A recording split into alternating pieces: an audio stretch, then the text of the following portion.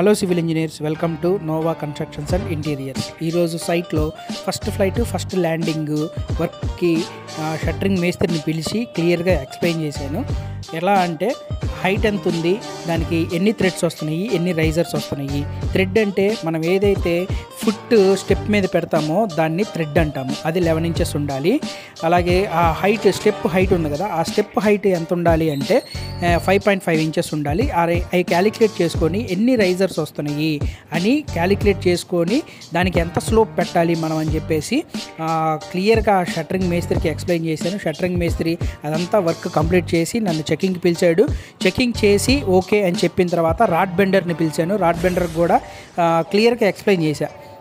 Main రాడ్లన్నీ, distribution రాడ్లు ఏమేమి వాడాలి, ఎంత స్పేసింగ్ ఉండాలి అని క్లియర్గా ఎక్స్ప్లెయిన్ చేశాను. రాడ్ బెండర్ కూడా వర్క్ కంప్లీట్ చేసి చెకింగ్ పిలిచాడు. చెక్ చేసుకున్నాను. రేపు కాంక్రీట్ వర్క్ జరిగిద్ది సైట్లో.